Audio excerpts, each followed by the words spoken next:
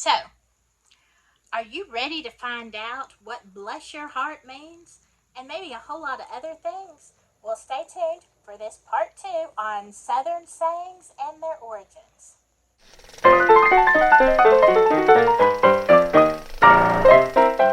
Well, hello there.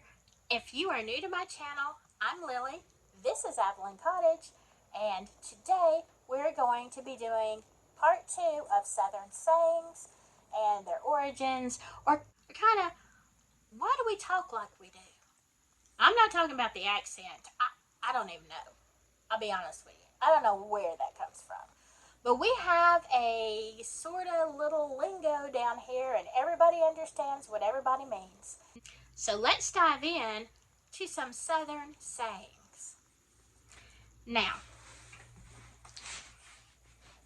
we do a lot of comparisons, and there are so many of these. I can't possibly fit them all in this video. So I'm going to pick out a few of my favorite sayings. They're comparisons. From my understanding, this is kind of like, a Texas thing, bigger than a, or smaller than a, or a, whatever. We do a lot of comparisons, and probably some of our lingo is the same across several states. So I'm going to focus in on some of the funniest ones, the ones that, yes, I have used and still use, but I just love them. Okay, the first one. If you want to say that someone is very, extremely unattractive, but you don't want to say ugly, you would say something like, that poor boy, he fell out the ugly tree and hit every limb on the way down. That means you really ugly, really unattractive. You might be bugly, which is butt ugly. Although we don't use the word butt a whole lot if you're a lady. We are discouraged from using that word. It's more like honey. But when you say someone's bugly, we all know what you're talking about. Here's another one I love. She is finer than a frog's hair split 3 ways. Now, think about it. Well, first of all, I've never seen a hair on a frog. I don't know. Do any of you know if frogs have any hairs anywhere? I don't know. But I imagine that if a frog did have a hair, it would have to be awfully fine because you can't see it. And if you split that fine hair 3 different ways, it would be ultra fine, right? So that's actually a compliment for a lady to be told you're finer than a frog's hair split 3 ways. Yeah. I'm not sure I love being compared to a frog, but at least you didn't fall out of the ugly tree. When you are going to do something here in Alabama and probably some of the other states, you are not gonna do it. You're fixing to. Now, I'm not really sure why. We're not actually fixing anything. And I have no idea, nobody else seems to know either, how that started. But, we don't say things like, well, I'm going to go to the store later. No, we're fixing to go to the store later. And fixing to do something really can mean anything. It can mean immediately. It can mean later on, tomorrow, next week, a couple months from now. We don't know. Unless somebody gives you a specific, like, I'm fixing to wash the dishes as soon as my story is over. Well, first of all, your story is your soap opera. And I don't really know that there's a whole lot of people into soap operas right now, like during the daytime. I'm sure some folks are, but that is always what my grandmother said is her stories. She called them her stories. But anyway, if they give you a time limit, like I'm fixing to do something right after this, then that is actually going to happen. If somebody is fixing to buy a motorcycle because gas prices are just too high, I don't know. That might be next week. It could be in a few months. It could just be a thought. It just could be I'm thinking about it. I'm fixing to. We don't know when. Will it ever happen? Who knows? It's just one of those southern things. We understand. Okay, now for the thing that most people want to know is bless your heart. That would be an actual, sincere, heartfelt expression. We use that sometimes when we really just don't know what to say.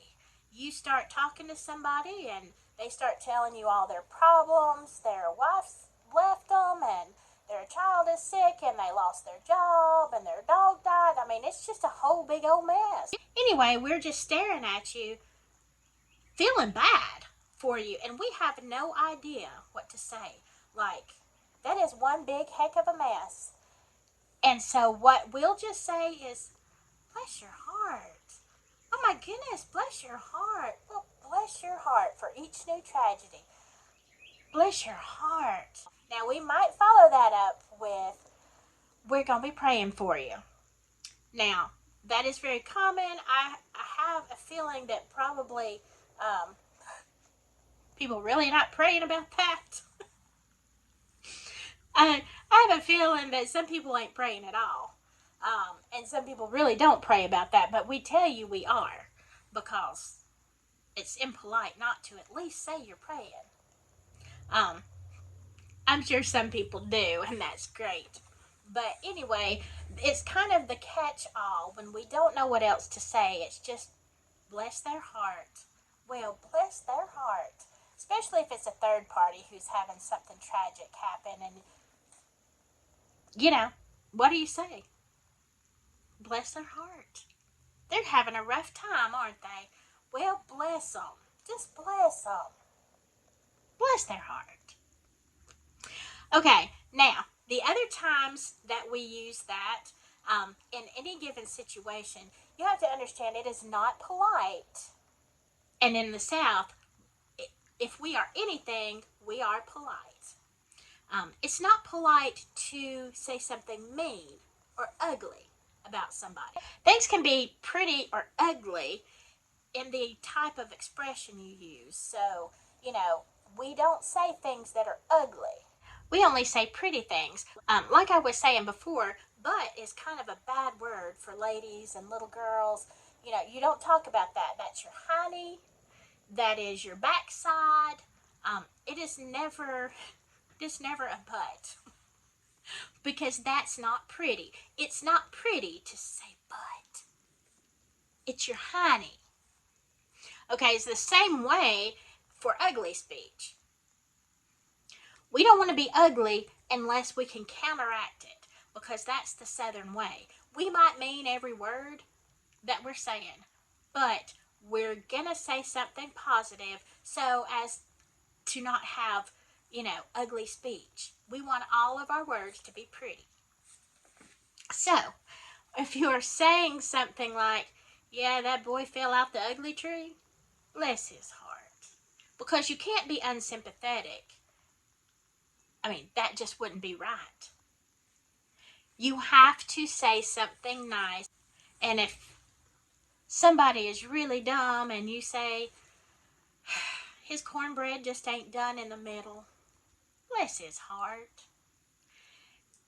It can kind of be used in any way you feel like it. There's no right and wrong with blessing somebody's heart. If somebody is talking bad about a third party and you don't even know them, but you want to be in the conversation or appear to be listening, well, bless their heart. Bless their heart. I mean, you just don't know. It could mean most anything. I kind of think it's like aloha is to Hawaiians. Like, it can be a whole lot of stuff. We're going to try to make our speech pretty, even when we are telling you how ugly and stupid you are. Bless your heart. Now, I think you can really only understand that, all the nuances of that if you're from the South, and then we kind of hear it said in all different ways. But you can never go wrong in the South if you don't know what to say. When a Southerner's telling you something, just say, well, bless your heart. Bless your heart. That should smooth everything over.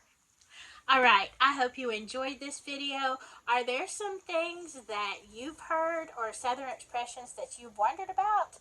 Comment below and I will either tell you or try to find out for you what that was all about. I have a lot of other Southern things that we're going to be talking about in the next few weeks. So come back next week and we'll be talking about, let me see, I don't even know. We're going to be talking about some Southern traditions, customs, and what are the Southern cuss words. We'll get into that in a few videos. I hope you have a great week. And as always, thank you for watching. I'll see you next time. Bye.